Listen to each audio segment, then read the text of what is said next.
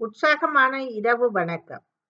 Sunrise செய்திக்காக இடையவள செய்தி தொகுப்புடன் நெதர்லாந்திலிருந்து செல்வி நித்யானந்தன். இலங்கையில் பாராளுமன்றத்தில் இன்றைய தினமும் நாளைய தினமும் 2 நாட்கள் மட்டுப்படுத்தப்பட்டிருப்பதாக தெரிய வந்துள்ளது. யாழ்ப்பாண மாவட்டத்தில் எலிக்காய்ச்சலுக்கு பாதுகாப்பு நடவடிக்கைகள் முன்னெடுக்கப்பட்டு வருவதாக யாழ்ப்பாண பிராந்திய சுகாதார சேவைகள் பணிப்பாளர் கேதீஸ்வரன் தெரிவித்துள்ளார். யாழ்ப்பாணம் மாவட்டத்தில் எலிக்காய்ச்சலினால் இதுவரையில் 76 பேர் பாதிக்கப்பட்டுள்ளதாக தெரிவித்துள்ளார். வவுனியா சேமமடு குளத்தின் வான் பகுதியிலிருந்து மகரம்பக்குளம் பகுதியைச் சேர்ந்த நிரஞ்சன் என்ற அரச ஊழியரின் சடலம் ஞாயிற்றுக்கிழமை மீட்கப்பட்டுள்ளது. குறித்த இளைஞர் வன ஜீவராசிகளின் திணைக்களத்தினால் அமைக்கப்பட்டுள்ள யானை வேலிகளை பராமரிக்கும் பணி செய்து வருபவர் என தெரிய வந்துள்ளது.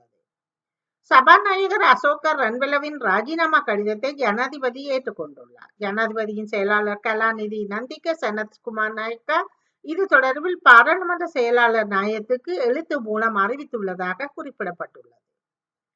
அசோக சபுமல் ரங்கலாவின் ராஜினாமாவினால் வெற்றிடமான சபாநாயகர் பதவிக்கு புதிய சபாநாயகர் நாளைய தினம் தெரிவு செய்யப்பட வேண்டும் என தகவல்கள் தெரிவிக்கின்றன. பாராளுமன்றம் இன்றைய தினம் கூடும் பொழுதும் வெற்றிடமாக உள்ள சபாநாயகர் பதவிக்கு புதிய சபாநாயகர் தேர்வு செய்யப்பட இருக்கின்றார். இந்தியாவுக்கு 3 நாள் உத்தியோகபூர்வ விஜயம் மேற்கொண்டுள்ள ஜனாதிபதி அனுரகுமார திசநாயக்காவை வரவேற்கும் உத்தியோகபூர்வ நிகழ்வு நேற்றைய தினம் இந்திய ஜனாதிபதியின் உத்தியோகபூர்வ இல்லமான ராஷ்டிரபதி பவனியில் நடைபெற்றிருந்தது.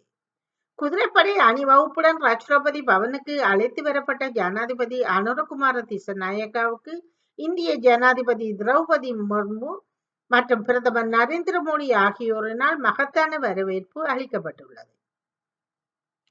இதன்போது பூரண அரச மரியாதையுடன் 21 மரியாதை வேட்டுக்கள் தீர்க்கப்பட்டு ஜனாதிபதி அனுரகுமார திசநாயக்கா வரவேற்கப்பட்டுள்ளார். அதனைத் தொடர்ந்து இந்திய இராணுவத்தின் அணிவகுப்பு மரியாதை வழங்கி அவருக்கு வரவேற்பு அளிக்கப்பட்டுள்ளது. மீண்டும் மீண்டும் பயன்படுத்தக்கூடிய நெகிழி போத்தல்களை பால் விற்பனை செய்வது குறித்து ஆய்வு நடத்த வேண்டும் என ஆவி நிறுவனத்துக்கு தென்மண்டல பசுமை தீர்ப்பாயம் உத்தரவிட்டுள்ளது. தமிழகத்தில் பால், தயிர், வெண்ணெய், நெய் போன்ற பால் பொருட்கள் நெகிழிகளில் தகரங்களில் அடைத்து விற்கப்படுகின்றன. மக்கும் தன்மையற்ற நெகிழிகளை சேகரித்து மறுசுழற்சி செய்ய ஆவின் நிறுவனம் இந்த ஏற்பாட்டையும் செய்யவில்லை. நெகிழிகள் தூக்கி எறிவதால் சுற்றுச்சூழல் மாசு ஏற்பட்டு மனிதர்கள் மற்றும் விலங்குகளுக்கு பாதிப்பு ஏற்படுகின்றது. எனவே சுற்றுச்சூழலுக்கு பாதிப்பு ஏற்படுத்தாத கண்ணாடி போத்தல்கள் அல்லது டெட்ரோ நெகிழிகளை பால் விற்க உத்தரவு விட வேண்டும் என சென்னையைச் சேர்ந்த ஐயா சுரேந்திரநாத் கார்த்திக் ஆகியோர் தீர்ப்பாயத்தில் மனு தாக்குதல் செய்தனர். விடுதலை சிறுத்தைகள் கட்சியில் இருந்து இடைநிறுத்தம் செய்யப்பட்டுள்ள ஆதப் அர்ச்சுனா அக்கட்சியில் இருந்து விலகுவதாக அறிவித்துள்ளார். ஜெர்மனி, ஸ்பெயின் மற்றும் போலந்து ஆகிய ஐரோப்பிய நாடுகளில் சமீபத்தில் கழிவு நீரின் போலியோ வைரஸ் கண்டுபிடிக்கப்பட்டுள்ளது.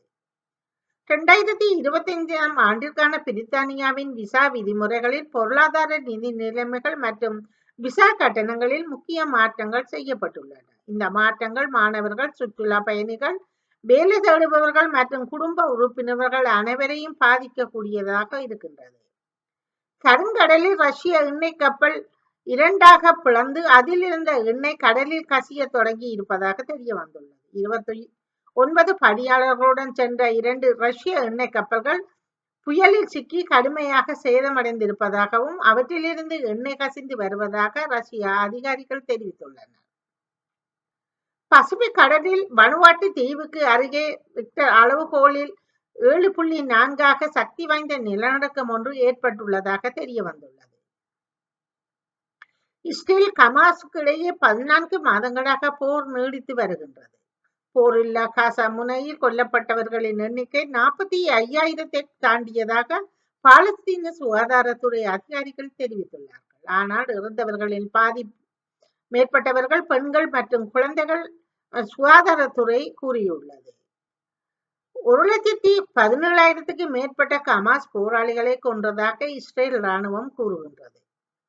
போர் தொடங்கியதும் இருந்து இதுவரை 45,028 பேர் கொல்லப்பட்டதாகவும் 1,06,962 பேர் காயமடைந்ததாகவும் பாலஸ்தீன சுகாதார அமைச்சகம் தெரிவித்துள்ளது.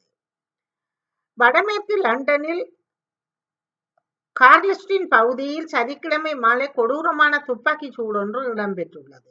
இச்சம்பவம் கில்பர்ட் சாலையில் இரவு 9:15 மணியளவில் நிகழ்ந்த நிலையில் துப்பாக்கி சூடு நடைபெற்ற சம்பவ இடத்துக்கு நகர் காவலர் அவசர சேவைகள் விரைந்திருந்ததாக தெரிய வந்துள்ளது. துப்பாக்கி சூட்டு காயங்களுக்கு உள்ளாகி இருந்த 40 வயது மதிக்கத்தக்க பெண் ஒருவர் கண்டுபிடிக்கப்பட்டிருக்கின்றார். அமெரிக்காவில் முறையான ஆவணங்களின்றி சட்டவிரோதமாக குடியேறிய 11,000 இந்தியர்களை வெளியேற்ற அரசு தீர்மானம் எடுத்துள்ளது.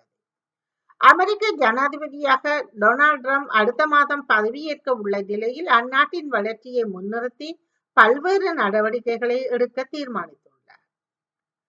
டிசம்பர் 17 இன்றைய தினம் இவ்வருடத்துக்கான கிறிஸ்துமஸ் கொடுப்பனவுகள் வழங்கப்பட உள்ளன.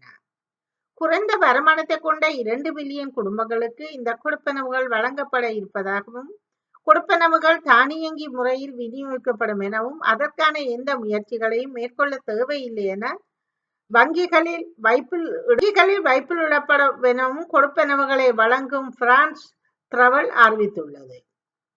உக்ரைனில் ரஷ்ய படைகளுக்கு ஆதரவாக அனுப்பப்பட்டுள்ள வடகொரிய வீரர்கள் உக்ரைன் படைகளால் குறுகிய காலத்திலேயே அளிக்கப்படுவதாக தகவல்கள் தெரிவிக்கின்றன. ரஷ்யாவின் சூர்ஸ்க் பிராந்தியத்தில் குறைந்தது 30 வடகொரிய வீரர்கள் கொல்லப்பட்டதாக உக்ரைனின் இராணுவ உளவுத்துறை தெரிவித்துள்ளது. தொடர்வது விளையாட்டு செய்திகள். 2030-34 உலகக்கோப்பை கால்பந்து போட்டிகளை எந்தெந்த நாடுகள் நடத்த உள்ளன என்பதை ஃபிஃபா உறுதி செய்துள்ளது. 2030 ஃபிஃபா உலகக்கோப்பை கால்பந்து போட்டிகளை ஸ்பெயின், போர்த்துகல் மற்றும் மொரோக்கோ நடத்துகின்றது. அதனையடுத்து 2034 உலகக்கோப்பை போட்டியே சவுதி அரேபியாவில் நடைபெற உள்ளது. முகமது கிராச் ஒரு சிறந்த அணுகுமுறையை பெற்றுள்ளார் என ஐஸ்பிரிக் பும்ரா பாராட்டியுள்ளார். 18 வயதிலேயே உலக செஸ் சாம்பியன் பட்டத்தை வென்றுள்ள குகேஸ் $1.35 மில்லியன் பரிசு தொகையை வென்றுள்ளார். உலக செஸ் சாம்பியன்ஷிப்பில் சீனாவின் வீரரை வீழ்த்தி தமிழக வீரர் குகேஷ் சாம்பியன் பட்டத்தை கைப்பற்றியுள்ளார். இவர் தனது 18வது வயதில் உலகின் 18வது சாம்பியனாக சாதனை பட்டியலில் இணைந்துள்ளார். இத்துடன் செய்திகள் நிறைவடைகின்றன. நன்றி, வணக்கம்.